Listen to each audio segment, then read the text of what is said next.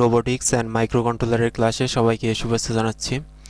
তো আজকে আপনাদের দেখাবো যে কিভাবে আপনারা একটা এলসিডি ডিসপ্লের মধ্যে কোনো টেক্সট প্রিন্ট করবেন।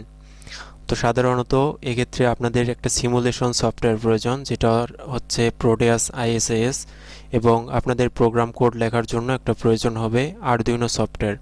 তো যেহেতু আরদুইনো বোর্ড দিয়ে এখানে আপনাদের দেখানো হচ্ছে, তো আপনাদের আরদুইনো সফটওয়্যারটি লাগবে প্রোগ্রাম কোড লেখার জন্য, এবং প্রোটেয়াস সফটওয়্যারটি লাগবে আপনাদের এরকম একটা সিমুলেশন দেখার জন্য।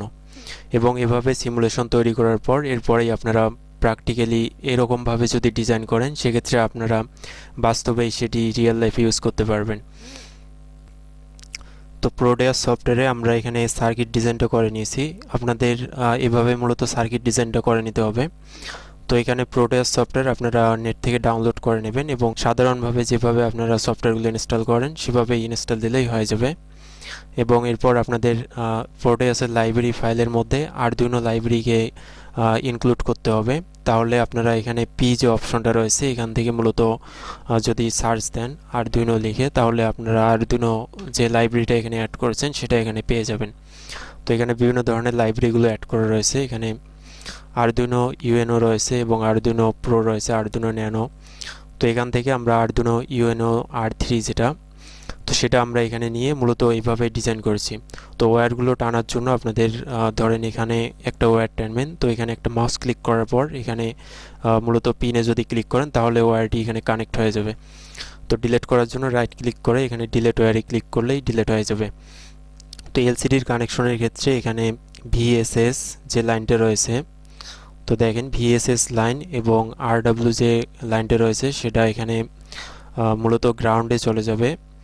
এবং 2 নাম্বার যে পিন রয়েছে ভিডিডি, সেখানে মূলত 5 ভোল্ট ইনপুট করতে হবে, এবং একটা ভেরিয়েবল রেজিস্টর এখানে দিতে হবে ব্রাইটনেস, অর্থাৎ এখানে এলসিডির যে লেখাগুলো রয়েছে সেই লেখার মূলত কতটা আপনারা দেখতে চান ক্লিয়ারেন্স ব্রাইটনেস হিসেবে, সেরকম একটা ব্রাইটনেস দেখার জন্য এখানে একটা ভেরিয়েবল রেজিস্টর প্রয়োজন বা পটেনশিওমিটার প্রয়োজন।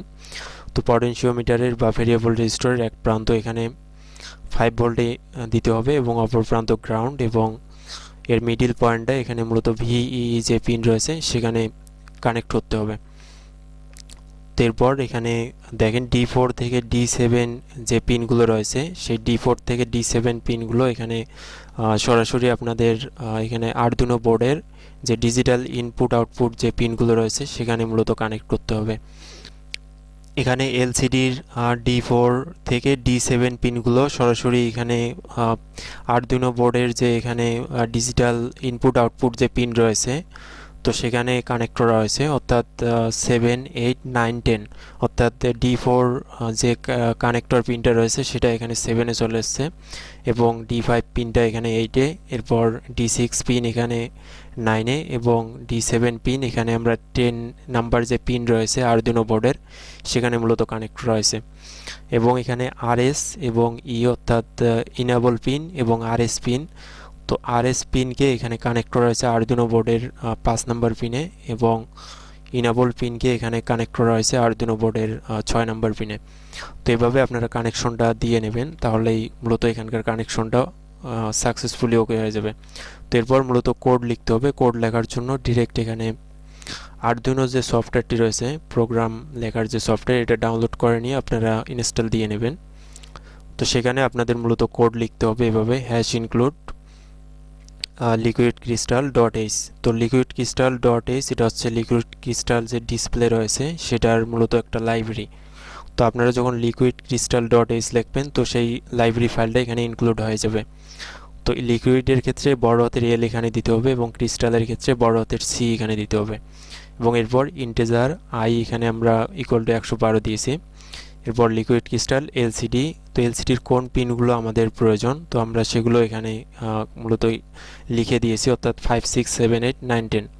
অর্থাৎ এখানে দেখেন এলসিডির আমরা মূলত 5, 6, 7, 8, 9, 10, অর্থাৎ এলসিডির যে পিনগুলো রয়েছে সেগুলো আমরা আরদুইনো বোর্ডের এখানে 5 থেকে 10 পর্যন্ত যে পিনগুলো রয়েছে সেগুলোর সাথে কানেক্ট করব, এজন্য সেটা আমরা এখানে লিখে দিয়েছি। এরপর লিখতে হবে void setup first bracket open close, এবং সেকেন্ড ব্র্যাকেটের মধ্যে লিখতে হবে এলসিডি বিগিন। তো এখানে লিখতে হবে 16 কমা দেওয়ার পর 2। তো এখানে 16,2 দেওয়া হয়েছে। এখানে উপরে 16টা টেক্সট এখানে অ্যাড করা যাবে, 16টা ক্যারেক্টার এবং 2টা লাইন রয়েছে। এরপর ভয়েড লুপ, এবং এখানে সেকেন্ড ব্র্যাকেটের যে কোডগুলো রয়েছে এখান থেকে মূলত কোড আমাদের প্রোগ্রাম, মূল প্রোগ্রাম মূলত এখান থেকে শুরু হবে। তো এখানে এলসিডি ডট সেট কার্সর লেখা হয়েছে 20, অর্থাৎ এলসিডির যে 2 নাম্বার যে ক্যারেক্টারের ডিজিট রয়েছে, তো সেখান থেকে মূলত এখানে টেক্সটটা এখানে শো করবে। তো এইভাবে আমরা মূলত কার্সরটা সেট করে দিয়েছি, এবং এখানে এলসিডি প্রিন্ট করবে, এখানে লিখছি এয়ার ল্যাবরেটরি। তো আপনারা এখানে যেটাই লিখবেন সেটাই মূলত এলসিডিতে প্রিন্ট হবে। এরপর সেট কার্সর আমরা নিচের লাইনে নিয়েছি 21, তো এক্ষেত্রে নিচের লাইনে এখানে রুম নাম্বার এটা দেখাবে, এবং এখানে আমরা যে 112 নিয়েছি, তো সেই 112টা এখানে রুম নাম্বারের পরে যোগ হবে। তো এই জন্য এখানে লিখতে হবে এলসিডি ডট প্রিন্ট, আই হচ্ছে ফার্স্ট ব্র্যাকেটের মধ্যে রাখতে হবে। তো এখানে ডিলে দেওয়া হয়েছে 2000, অর্থাৎ 2 সেকেন্ডের জন্য, অর্থাৎ এখানে ডিলে 2000 বলতে 2000 মিলি সেকেন্ড এখানে বোঝানো হয়েছে। এরপর এলসিডি ক্লিয়ার হওয়ার পর এখানে ডিলে আবার মূলত থাকবে 1 সেকেন্ডের জন্য, অর্থাৎ 1000 মিলি সেকেন্ড হচ্ছে 1 সেকেন্ড। তো আমরা যদি এখন সার্কিট ডায়াগ্রাম যেটা আমরা ক্রিয়েট করলাম সেটা আমরা এখন যদি রান করাই সিমুলেশন, তো এখানে রান করার জন্য এখানে দেখেন স্টার্ট বাটন রয়েছে, এখানে ক্লিক করলেই আপনাদের এটি রান হবে। অর্থাৎ প্রোগ্রামে আমরা লিখছিলাম এয়ার ল্যাবরেটরি রুম নাম্বার 112, তো সেটাই কিন্তু আমাদের ডিসপ্লেতে প্রিন্ট করতেছে, এবং এখানে এলসিডি ক্লিয়ার হচ্ছে। তো এলসিডি 1 সেকেন্ডের জন্য ক্লিয়ার হচ্ছে, এবং পরবর্তীতে আবার 2 সেকেন্ডের জন্য এখানে লেখাগুলো শো করতেছে। তো এভাবে আপনারা সহজেই মূলত যে টেক্সটগুলো এখানে দেখতে চান সেটা মূলত প্রোগ্রামের এখানে লিখলেই সেই টেক্সটটা আপনাদের ডিসপ্লেতে শো করবে। তো কম্পিউটারের সিমুলেশন এবং প্রোগ্রামের জন্য আপনাদের দুটো সফটওয়্যার প্রয়োজন, সেটা হচ্ছে প্রোটেয়াস আইএসআইএস এবং আরেকটা হচ্ছে আরদুইনো সফটওয়্যার। তো এই দুটো সফটওয়্যার হলেই আপনারা মূলত সিমুলেশন করে এখানে কোড লিখে কোডটা রান করে একটা সিমুলেশন দেখতে পারবেন। এবং আপনারা যদি প্র্যাকটিক্যালি এগুলো জাস্ট করতে চান, তো সেক্ষেত্রে আরদুইনো বোর্ড আপনাদের নিতে হবে, এবং এখানে এলসিডি ডিসপ্লে নেওয়ার পর আপনারা এইভাবে সার্কিট ডায়াগ্রামটা তৈরি করলেই মূলত আপনারা প্র্যাকটিক্যালি অর্থাৎ রিয়েল লাইফে এটা ইউজ করতে পারবেন।